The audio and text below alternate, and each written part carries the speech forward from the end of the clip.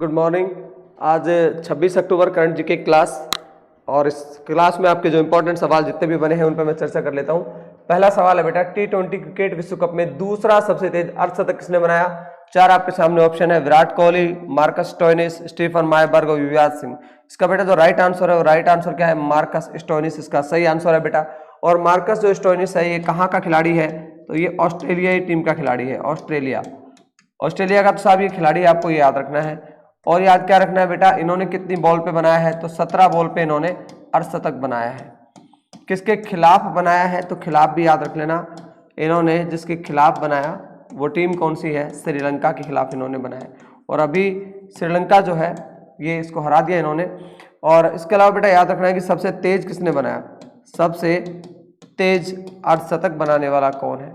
सबसे तेज अर्धशतक बनाने वाला खिलाड़ी कौन है? तो वो याद रखना बेटा, कौन है आपका? युवराज सिंह। युवराज सिंह ने कितनी बॉल पे अर्धशतक बनाया था? 12 बॉल पे अर्धशतक बनाया था। कब बनाया था? 2007 के विश्व कप में। किसके खिलाफ बनाया था?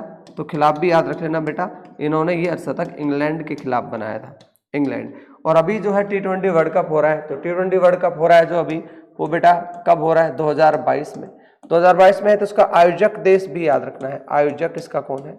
तो इसका जो आयोजक है वो है ऑस्ट्रेलिया। ऑस्ट्रेलिया इसका आयोजक है।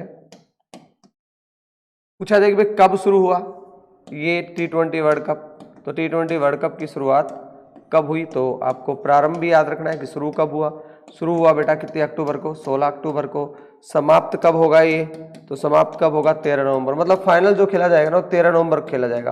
कहाँ पे खेला जाएगा? मेलबर्न में खेला जाएगा। T20 वर्ल्ड कप कितने दिन में होता है? 2 साल में होता है। कब होता है बेटा? 2 साल में। अब कब होगा? 2024 में होगा। 2024 में होगा। अब पूछा जाए 2024 में कहाँ होगा, मतलब इसका आयोजक कौन है? तो कहाँ होगा बेटा? ये 2 देश इसका आयोजन कर रहे हैं, जिसमें एक का नाम है वेस्ट इंडीज और दूसरे का नाम है अमेरिका। वेस्ट इंडीज और अमेरिका के द्वारा बेटा इसका आयोजन किया जा रहा है।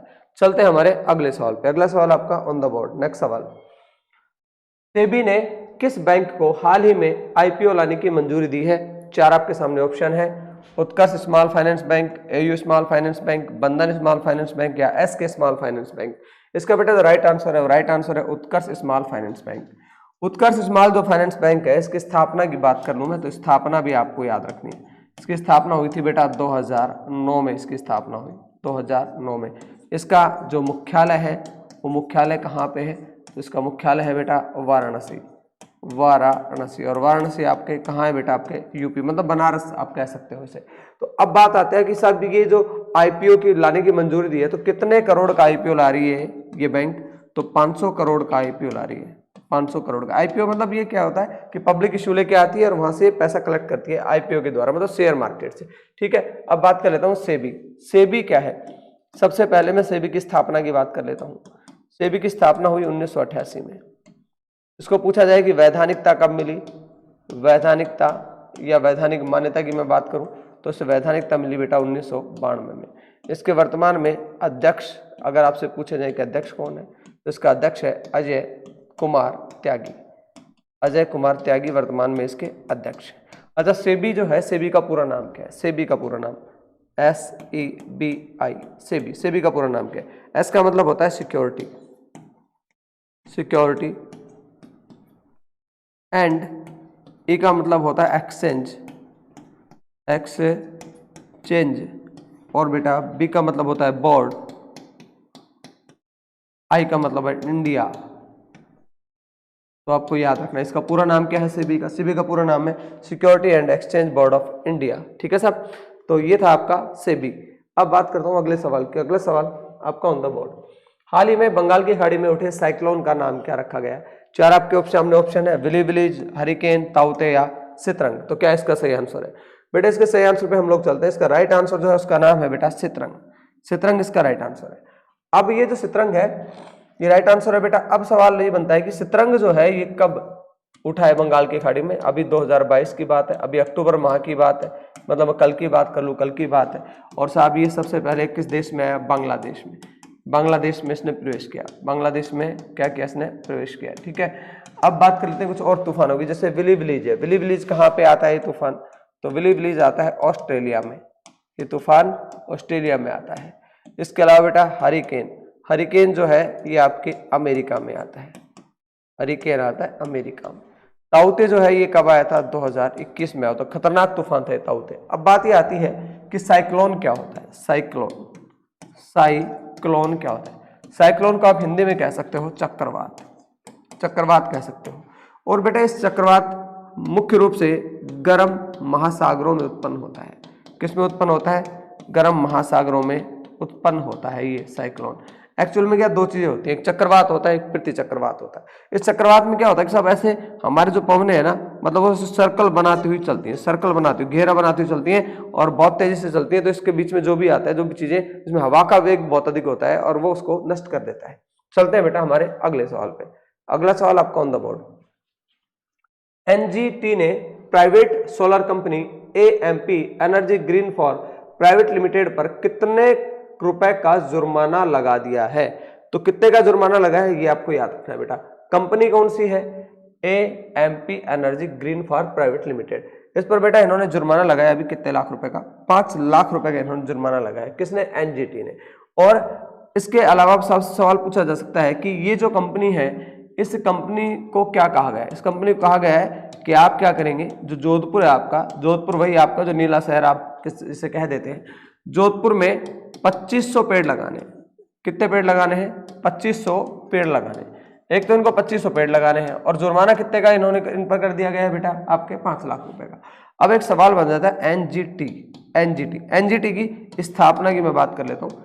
एनजीटी की स्थापना कब हुई बेटा? एनजीटी की स्थापना होती है 18 अक्टूबर 2010 को इसकी स्थापना होती है एनजीटी की। ठीक है, अब पूछा जाए कि एनजीटी का पूरा नाम क्या है? एन का मतलब है बेटा, एन का मतलब है नेशनल, जी का मतलब है ग्रीन और टी का मतलब है ट्रिब्यूनल, ट्रिब्यूनल, ट्रिब्यूनल। ठीक है साहब, आप इसको क्या कह सकते हो? आप इसे कह सकते हो राष्ट्रीय हरित प्राधिकरण, राष्ट्रीय हरित प्राधिकरण भी आप इसे कह सकते हो।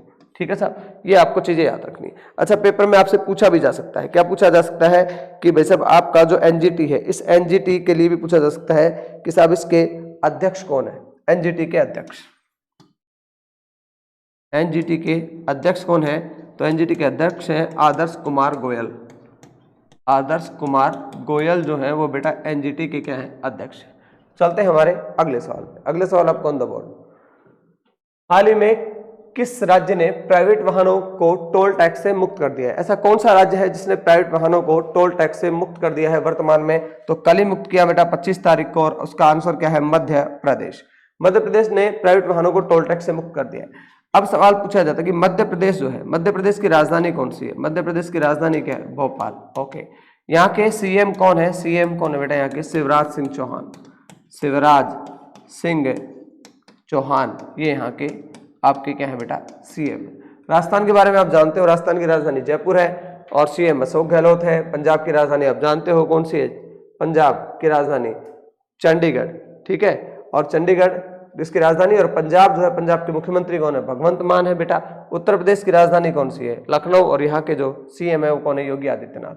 अब आपका जो मध्य प्रदेश है, इसके लिए बता देता हूँ, मध्य प्रदेश को बाघों का घर कहा जाता है। मध्य प्रदेश को क्या कहा जाता है?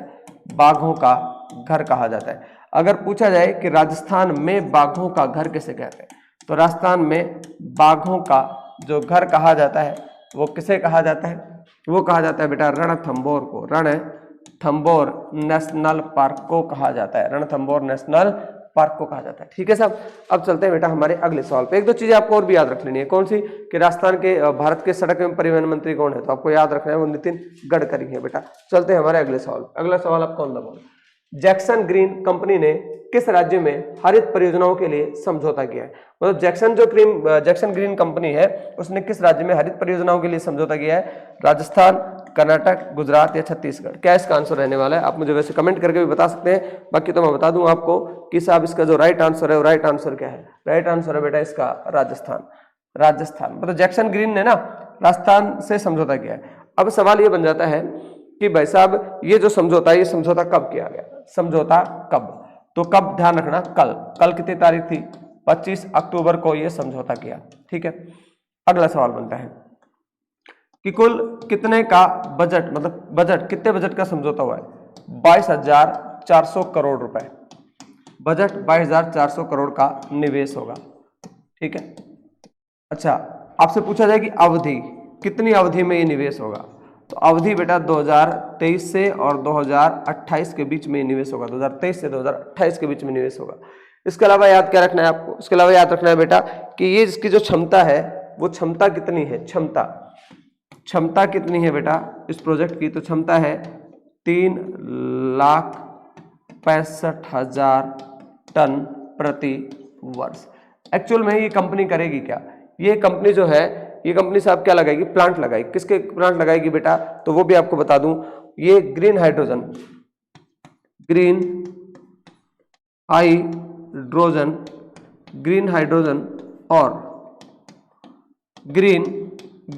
और ग्रीन अमोनिया के प्लांट लगाएगी।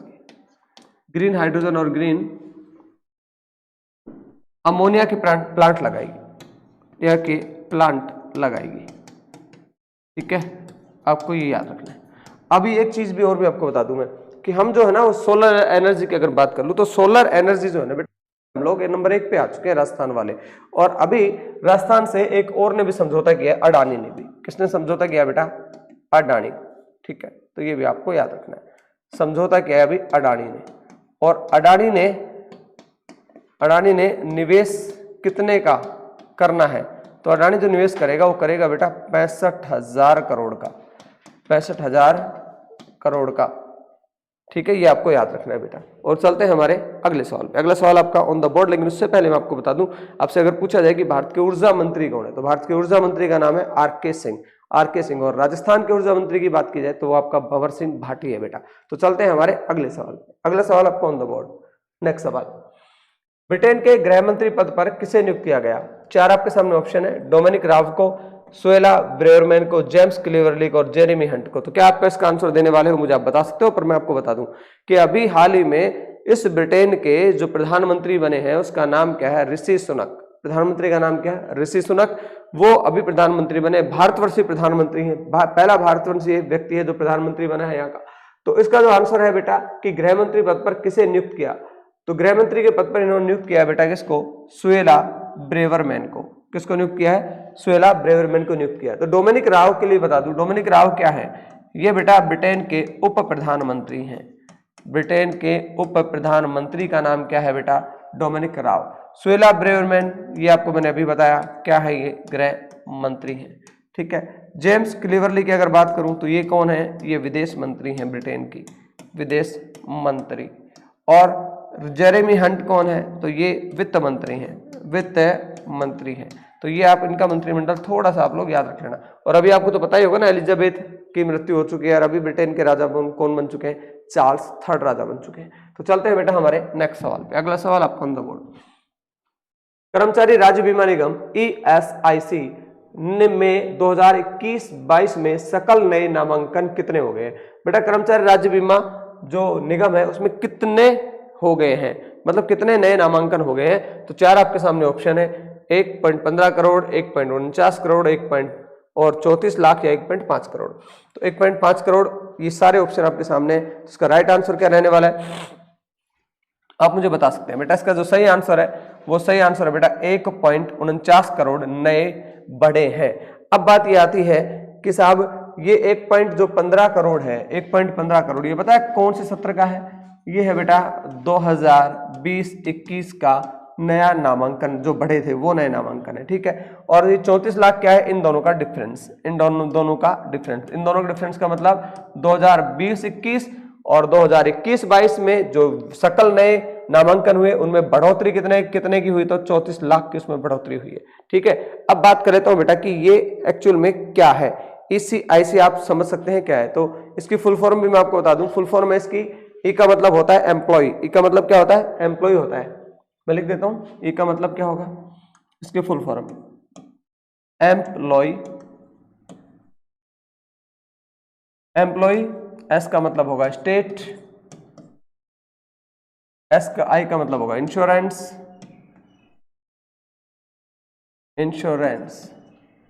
ठीक, और आपका जो सी है, सी का मतलब क्या होगा बेटा, इस सी का मतलब हो जाएगा आपका कमीशन। क्या हो जाएगा बेटा, कमीशन भी आप इसे कह सकते हो, कॉर्पोरेशन आप इसे कह सकते हो एग्जैक्टली, तो कॉर्पोरेशन आप इसे कह सकते हो, ठीक है एग्जैक्ट। तो इसकी आप फुल फॉर्म याद रखना, क्या है इसकी full form, employee state insurance corporation बेटा।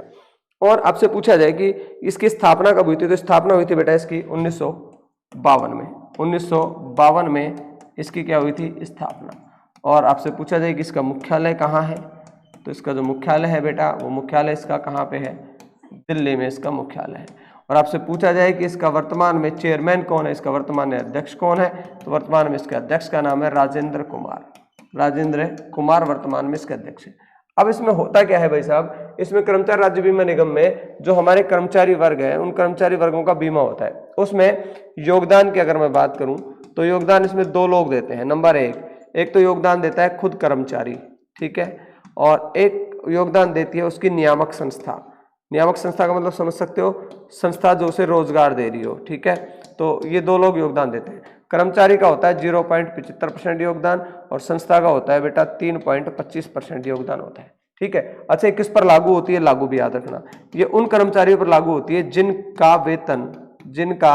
वेतन और कितना हो, जिनका वेतन 21,000 रुपए से कम हो, जिनका वेतन 21,000 रुपए से कम हो ना बेटा, उन पर यह होती है लागू ये स्कीम, ठीक है। तो चलते हैं हमारे अगले सवाल पे। अगला सवाल आपको ऑन द बोर्ड, गूगल पर हाल ही में दूसरी बार कितने रुपए का जुर्माना लगाया गया। तो गूगल जो है इस पे हाल ही में दूसरी बार कितने रुपए का जुर्माना लगाया गया, तो इससे पहले मैं आपको पढ़ा चुका हूं कि एक बार इस पे जुर्माना लगाया जा चुका है, वो कितना है वो मैं आपको भी नहीं बताऊंगा, इसका उत्तर आप मेरे सामने आ जाएगा, उसके बाद अपन बात करेंगे। तो बेटा इसका जो राइट आंसर है वो राइट आंसर है बेटा कौन सा, 936 करोड़। दूसरी बार दूसरे सप्ताह में 936 करोड़ का जुर्माना लगाया गया, गूगल पर लगाया गया। अब पूछा जाए कि पहले कितना लगाया गया, तो पहले लगाया गया था 1337.76 करोड़ का, 1337.76 करोड़ का लगाया गया था, ठीक है। और अभी कितना लगा दिया गया, 936 करोड़ का जुर्माना लगा दिया गया।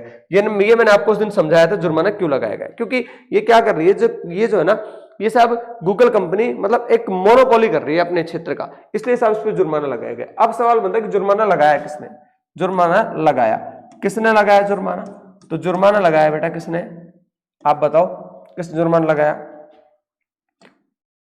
सीसीआई ने। सीसीआई का मतलब क्या है, सीसीआई का मतलब है competition commission of India, competition commission of India, ठीक है। लिखना है क्या, लिख देता हूं, कॉम्पिटिशन कमीशन ऑफ इंडिया। आप इसे हिंदी में क्या कह सकते हो, आप इसे कह सकते हो भारतीय प्रतिस्पर्धा आयोग, भारतीय प्रतिस्पर्धा आयोग भी बेटा आप इसे कह सकते हो। इसकी अगर स्थापना की बात की जाए, स्थापना, तो इसकी स्थापना हुई थी बेटा कब, इसकी स्थापना हुई थी 2003 में। स्थापना कब हुई इसकी, 2003 में स्थापना हुई थी, आपको ये भी याद रखना है, ठीक है बेटा। और आपको क्या याद रखना है, ये याद रखना है कि बेटा आपका ये जो है सीसीआई, इसके जो अध्यक्ष हैं, सीसीआई के अध्यक्ष, इसके अध्यक्ष अगर आपसे पूछा जाए कौन है, तो इसके अध्यक्ष है अशोक कुमार गुप्ता, अशोक कुमार गुप्ता इसके वर्तमान में क्या है, अध्यक्ष है। अभी जो गूगल कंपनी है ना, गूगल, इस गूगल के लिए भी याद रखना, गूगल के जो सीईओ हैं, गूगल के सीईओ का नाम है सुंदर पिचाई, सुंदर पिचाई गूगल के सीईओ हैं वर्तमान में, अगर आपसे पूछा जाए, ठीक है। इसके अलावा अगर संस्थापक की बात करूं कि गूगल का संस्थापक कौन है, गूगल का संस्थापक, तो गूगल का जो संस्थापक है उसका नाम है लैरी पेज। गूगल का संस्थापक कौन है बेटा, गूगल के संस्थापक का नाम है लैरी पेज, ये इसके मेन संस्थापक है, ये आपको याद रखना है। और अगर आपसे पूछा जाए कि दूसरे कौन से हैं, दूसरे, तो उसके दूसरे सहयोगी थे जिसका नाम था सर्गेई ब्रिन, सर्गेई ब्रिन। तो ये दो लोगों ने इसकी स्थापना की थी बेटा गूगल की। तो चलते हैं हमारे अगले सवाल पे। अगला सवाल आपका ऑन द बोर्ड, नेक्स्ट सवाल है राजस्थान के किस स्थान पर संग्रहालय खोलने का प्रस्ताव भारतीय पुरातत्व संरक्षण विभाग के पास भेजा गया। मतलब राजस्थान का ऐसी कौन सी जगह है जहां पर ये एक नए संग्रहालय खोलने का प्रस्ताव भेजा गया है भारत के पुरातत्व सर्वेक्षण विभाग के पास। चार आपके सामने ऑप्शन है, पुष्कर है, नीलकंठ महादेव है, माउंट आबू है, तिलवाड़ा है। तो क्या इसका आंसर रहने वाला है, आप मुझे कमेंट करके बता सकते हैं। वैसे बेटा इसके राइट आंसर पे अगर मैं चलूं तो इसका जो सही आंसर है वो सही आंसर है बेटा कौन सा, नीलकंठ महादेव।